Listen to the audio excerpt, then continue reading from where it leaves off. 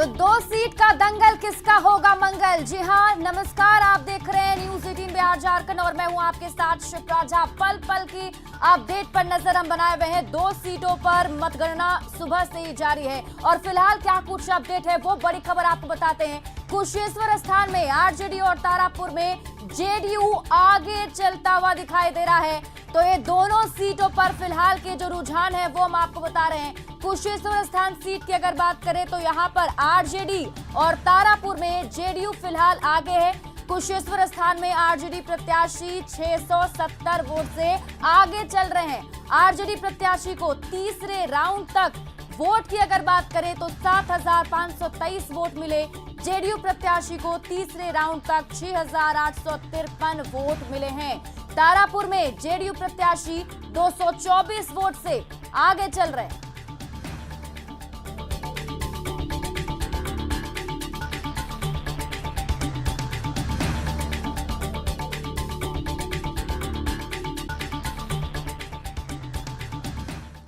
मुंगेर में कड़ी सुरक्षा व्यवस्था के बीच काउंटिंग जारी है। मतगणना शांतिपूर्ण तरीके से चले, इसके लिए मुंगेर डीएम और एसपी मतगणना केंद्र पर अपनी पैनी नजर बनाए हुए हैं। न्यूज 18 से बात करते हुए मुंगेर के डीएम नवीन कुमार और एसपी जगुनाथ रेड्डी का कहना है कि मतगणना के दौरान या परिणाम के बाद अगर किसी ने कानून व्यवस्था को अपने हाथ में लिया तो उसके खिलाफ तत्काल कड़ी कार्रवाई की जाएगी।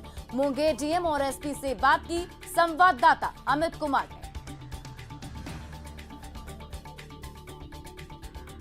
तारापुर विधानसभा क्षेत्र के जो चुनाव हुए उसके मतगणना आज हो रहे हैं और मतगणना केंद्र के बाहर जो है आप देख सकते हैं खुद डीएम और एसपी जो है वो निरीक्षण कर रहे हैं और जो तैयारी कर रखी गई है परिणाम के बाद कहीं कोई गड़बड़ी न हो इसको लेकर के खुद डीएम साहब यहाँ पे मौजूद हैं। हम बात करते हैं। सर, पूरी तरह सुरक्षा की व्यवस्था की गई है। हमारा जो दायरा है इधर तिनबटिया चौक और इधर हमारा अम्बे चौक, वहाँ से आगे कोई गाड़ियाँ नहीं आएंगी और कैंडिडेट की गाड़ियों को भी हम लोग यहाँ बाहर लगवा रहे हैं और वो लोग अंदर जा रहे हैं। बिना पास का कोई भी व्यक्ति अंदर अलाउ नहीं है। सभी लोगों को पास निर्गत किया गया है और सभी जगहों पे शहर में फोर्स की व्यवस्था की गई है। विधि व्यवस्था की समस्या अगर उत्पन्न होती है तो सारे तरफ फोर्स है। कहीं पर कोई समस्या इस तरह की नहीं होने वाली है कि कहीं पे किसी तरह की कोई समस्या आएगी। काउंटिंग सुचारू तरीके से चलता रहे। बाहर में भी हम लोगों ने शहर में काफ़ी सभी जगह पे फोर्स का डिप्लॉयमेंट कर दिया है। हमारे जो 3 डीएसपी हैं वो मोबाइल रहेंगे, हमारे एसपी साहब हैं, एसडीएम हैं, सभी लोग यहाँ पे इस पे निगरानी रखेंगे कि कोई भी व्यक्ति किसी तरह की। मतदान के बाद मतगणना में भी न्यूज 18 का जलवा बरकरार है। निर्वाचन विभाग की में सबकी निगाहें न्यूज 18 पर टिकी है। निर्वाचन विभाग के कर्मचारी कंट्रोल रूम में न्यूज 18 से पल पल की जानकारी ले रहे हैं।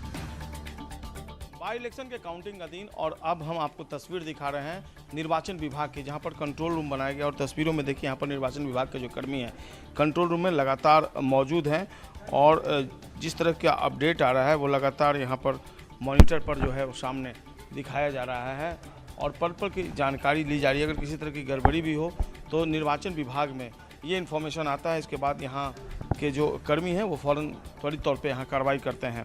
अभी जो जानकारी मिली है दोनों जगहों पर चुनाव परिणाम का जो ट्रेंड्स है वो मिलना शुरू हो गया है।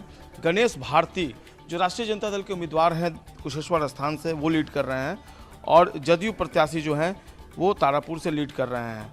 कुल मिलाकर अगर तारापुर विधानसभा क्षेत्र की बात कर लें तो यहाँ पर 14 टेबल लगाए गए हैं, जिसमें 9 टेबल ईवीएम के वोटों की गिनती के लिए लगाए गए हैं, जबकि 5 टेबल पर ईटीवीएस और पोस्टल बैलेट की गिनती की जाएगी। जहाँ तक कुशेश्वर स्थान की बात है तो कुशेश्वर स्थान विधानसभा में रामनगर महिला जो आईटीआई है वहाँ पर काउंटिंग की प्रक्रिया चल रही है और 16 टेबल लगाए गए हैं कुशेश्वर स्थान जो विधानसभा क्षेत्र है वहाँ पर, और इसमें 2 टेबल पर पोस्टल बैलेट और 14 टेबल पर ईवीएम की गिनती होगी जो यहाँ पर कुशेश्वर स्थान में। और ठीक पल पल की जानकारी और काफ़ी फास्ट जो है वो रिजल्ट आ रहा है। तस्वीरों में आप देख सकते हैं न्यूज़ 18 जो है वो वहाँ पर लगातार देखिए यहाँ पर पल पल की जानकारी जो है वो आ रही है और फिलहाल तस्वीरों में देख रहे होंगे आप जो अपडेट है कुशेश्वर स्थान में आरजेडी दूसरे राउंड से भी आगे। लगातार पल पल का अपडेट जो है न्यूज़ 18 पर और निर्वाचन विभाग में जो कर्मी हैं उनकी निगाहें भी न्यूज़ 18 पर फिलहाल टिकती हुई नजर आ रही हैं। एक बार फिर से न्यूज़ 18 का जलवा बरकरार है।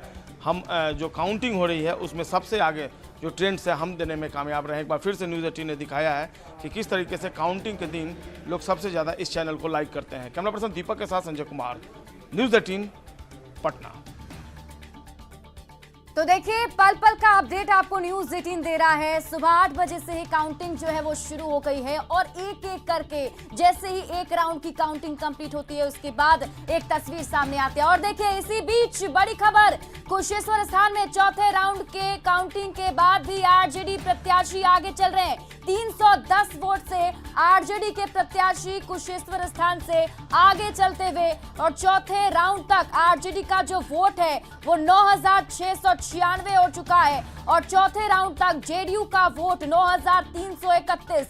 तो इसी बीच ये बड़ी खबर आपको बता रहे हैं, कुशेश्वर स्थान में चौथे राउंड की काउंटिंग जो है वो हुई और उसके बाद जो रिजल्ट सामने आया, 310 वोट से आरजेडी प्रत्याशी आगे चल रहे हैं और जो बताया जा रहा है उसके मुताबिक आरजेडी प्रत्याशी के जो कुल वोटों की संख्या है फिलहाल अभी तक वो 9,696 वोट आरजेडी को मिले हैं। वहीं जेडीयू की बात करें तो 9,331 वोट जेडीयू के प्रत्याशी को मिले हैं। तो कुशेश्वर स्थान विधानसभा सीट पर मामला दिलचस्प होता हुआ दे रहा है और देखिए, तीसरे राउंड की जो काउंटिंग थी उसके तुलना में अगर चौथे राउंड की बात करें तो फासला जो है वो बढ़ता ही जा रहा है, यानी कि कांटे की टक्कर यहां पर जेडीयू और आरजेडी के बीच में होती हुई दिखाई दे रही है और खास तौर पर यहां पर आरजेडी के जो प्रत्याशी हैं वो अभी लगातार आगे चल रहे हैं। 310 वोट से आगे चलते हुए आरजेडी के प्रत्याशी कुशेश्वर स्थान विधानसभा सीट का ये आपको हाल बता रहे हैं। फिलहाल के जो रुझान है उसके मुताबिक चौथे राउंड की काउंटिंग के बाद ये रिजल्ट सामने आया है। 310 वोट से आरजेडी के प्रत्याशी आगे चल रहे हैं।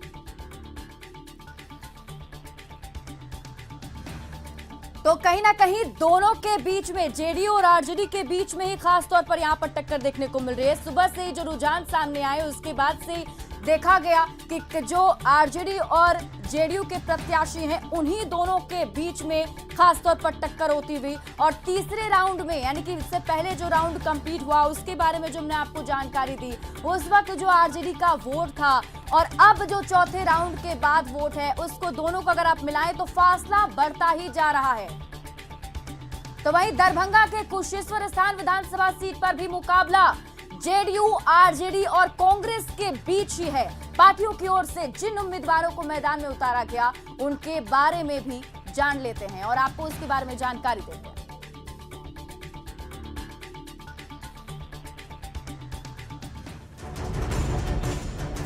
कुशेश्वर स्थान सुरक्षित सीट से अतिरेक कुमार कांग्रेस प्रत्याशी है। अतिरेक कांग्रेस के वरिष्ठ नेता डॉक्टर अशोक कुमार के बेटे हैं, जो खुद 2020 के विधानसभा चुनाव में कांग्रेस प्रत्याशी थे और दूसरे नंबर पर रहे थे।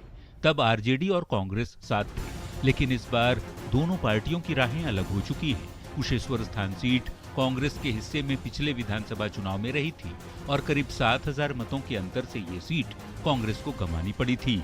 लेकिन इस बार कुशेश्वर स्थान सीट से कांग्रेस प्रत्याशी अतिरेक कुमार प्रदेश युवा कांग्रेस के पूर्व महासचिव रहे हैं। इनके पिता अशोक कुमार कांग्रेस के पूर्व विधायक दल के नेता भी रह चुके हैं। ऐसे में देखना दिलचस्प होगा कि राजद से अलग लड़कर कांग्रेस इस सीट पर अपनी साख बचा पाती है या नहीं।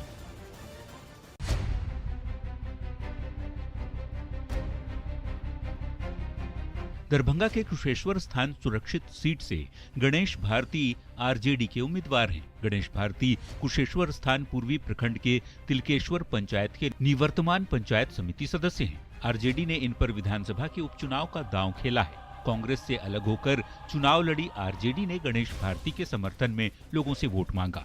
खुद लालू यादव करीब 6 साल बाद किसी चुनाव प्रचार में शामिल हुए और जनता से पार्टी उम्मीदवार को जिताने की अपील की। विधानसभा चुनाव 2020 में आरजेडी और कांग्रेस साथ थी। तब कुशेश्वर स्थान सीट पर कांग्रेस के प्रत्याशी अशोक कुमार करीब 7,000 वोटों के अंतर से जेडीयू से हार गए थे। इस बार कांग्रेस तो इसी बीच एक बड़ी खबर आपको बता रहे हैं, दोनों ही सीटों पर फिलहाल आरजेडी आगे चलते हुए दिखाई दे रहा है। आपको बता दें कि तारापुर में भी दूसरे राउंड में आरजेडी आगे है। तारापुर में आरजेडी प्रत्याशी 1141 वोट से आगे चल रहे हैं और ये दूसरे राउंड की काउंटिंग आपको तारापुर की बता रहे हैं। यानी कि दोनों ही सीटों पर अगर बात करें, कुशेश्वर स्थान विधानसभा सीट और तारापुर में, दोनों ही जगह फिलहाल आरजेडी के प्रत्याशी आगे चल रहे हैं और दोनों ही जगहों पर आरजेडी और जेडीयू के बीच में ये दिलचस्प लड़ाई होती हुई। और फिलहाल तारापुर का अपडेट आपको दे रहे हैं। तारापुर में दूसरे राउंड में आरजेडी के प्रत्याशी आगे चल रहे हैं 1141 वोट से जो है वो आगे चल रहे हैं। और वहीं कुशेश्वर स्थान विधानसभा सीट की अगर बात करें तो यहाँ पर पहले जब मैं आपको बताया था कि आरजेडी के प्रत्याशी जो आगे चल रहे थे, हालांकि आगे जरूर है लेकिन फासला जो है, वोट का जो अंतर है वो कम होता हुआ दिखाई दे रहा है। यानी कि वहां पर कांटे की टक्कर जेडीयू और आरजेडी के बीच।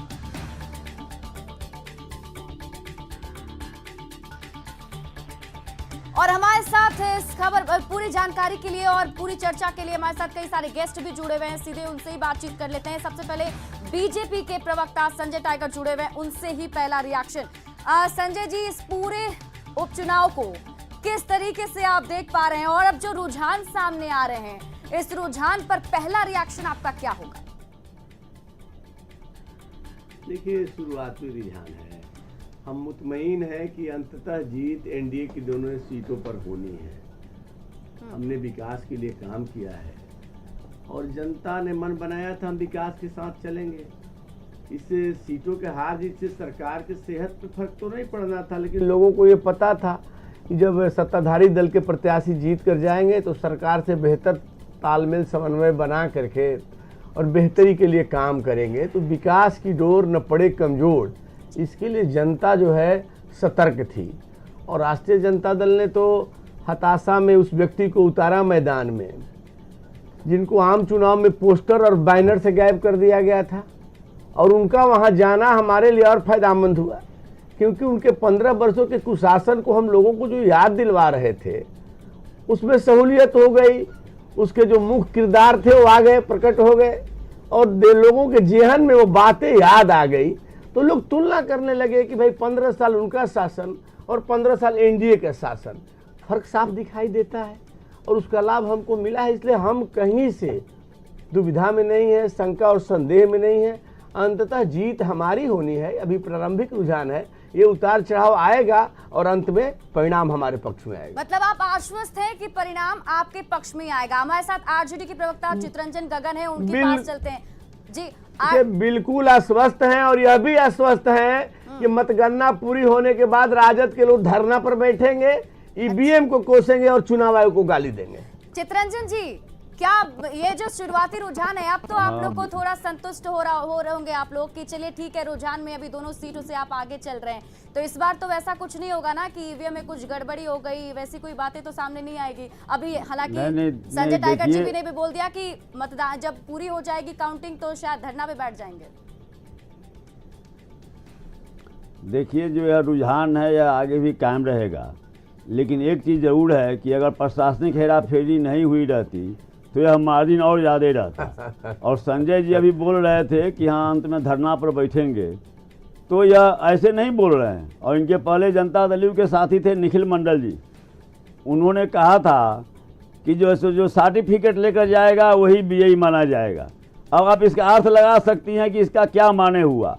वो कहे कि सर्टिफिकेट लेकर जो जाएगा, वोट में भले ही हार जाए, सर्टिफिकेट लेकर जो जाएगा वही विजयी माना जाएगा। और अभी संजय जी कह रहे हैं कि ये लोग धरना पर बैठेंगे, इसलिए इन लोगों की नीयत और मंशा ठीक नहीं है। दूसरी बात, संजय जी कह रहे थे कि विकास इनका मुद्दा कब था? कभी विकास इनका मुद्दा नहीं था। विकास तो मुद्दा राष्ट्रीय जनता दल ने बनाया, तेजस्वी यादव ने विकास को मुद्दा बनाया और वही तो विकास पर ही वोटिंग हम लोग कर रहे हैं कि विकास पर क्या आप लोगों ने किया।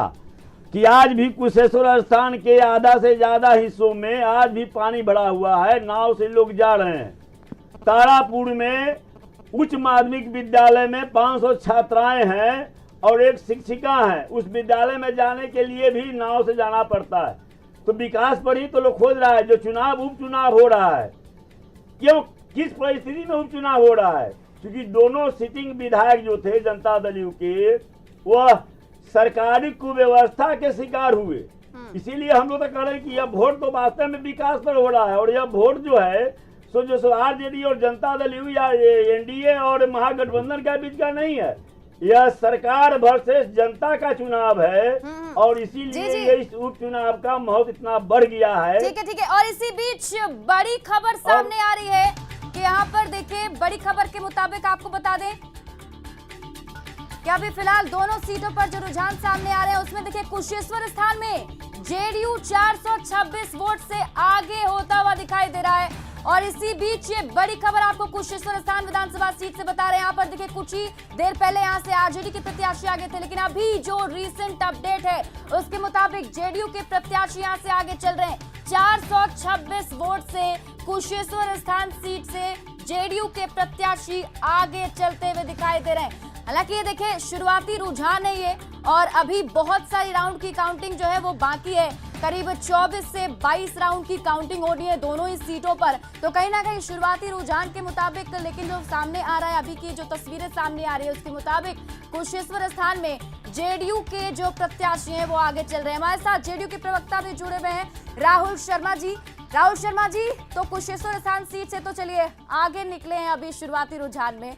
ये बताइए कि जो दोनों सीटों पर टक्कर चल रही है, खास तौर पर देखने को मिल रहा है जेडीयू और आरजेडी के बीच में, किस तरीके से ले रहे हैं? थोड़ा भी डर लग रहा है या फिर आश्वस्त है?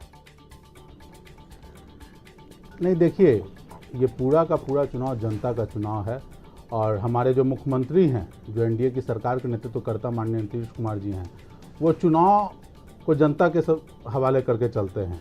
और पूरे चुनाव में एक मुद्दा जो विकास का मुद्दा रहा है, जो 16 साल में एनडीए सरकार ने जो काम किया है, जो अभी हमारे मित्र बता रहे थे स्कूल के बारे में, अन्य चर्चा कर रहे थे, तो आपने तो स्कूल को गौशाला बना के रखा हुआ था, तो उन सब चीज़ों से उभारा गया है।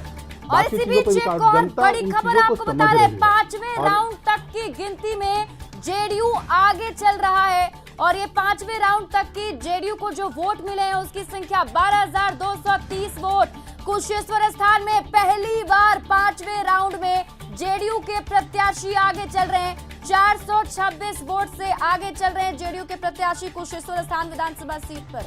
और ये पहली बार कुशेश्वर स्थान सीट पर जेडीयू के प्रत्याशी आगे चलते हुए, इससे पहले जो रुझान आ रहे थे उसमें आरजेडी के प्रत्याशी आगे थे, लेकिन फिलहाल जो 5वें राउंड तक की काउंटिंग हुई है उसमें 12,230 वोट जेडीयू को मिला है और जेडीयू के प्रत्याशी यहां आगे चल रहे हैं। आरजेडी के प्रत्याशी को 11,804 वोट फिलहाल अभी तक मिले हैं और 426 वोट से जेडीयू के प्रत्याशी कुशेश्वर स्थान विधानसभा सीट से आगे चल रहे हैं।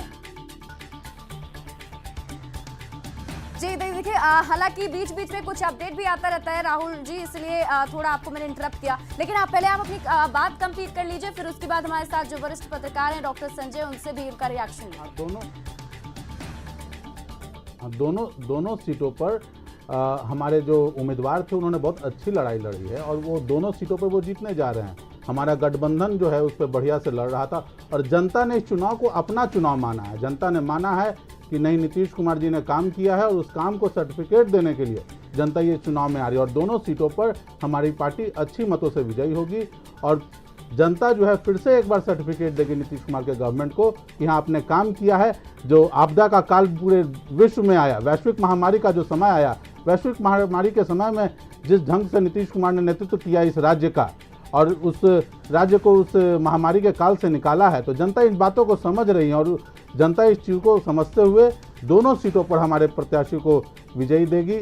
और जहां तक बात रहा है, देखिए, चुनाव में विभिन्न मुद्दे आते हैं, लेकिन आप देख रहे हैं कि आरजेडी के टीम ने एक अलग ढंग से प्रपंच गठन किया। आप देखिए, इन्होंने कार्यकर्ताओं की जगह एक टेक्निकल टीम बनाया है जो कि सॉफ्टवेयर के माध्यम से फेक न्यूज़ बनाते हैं। खुद न्यूज़ 18 ने उस न्यूज़ का खंडन किया था। इन्होंने अलग अलग ढंग से माहौल खराब करने के लिए भी कोई कसर नहीं छोड़ी।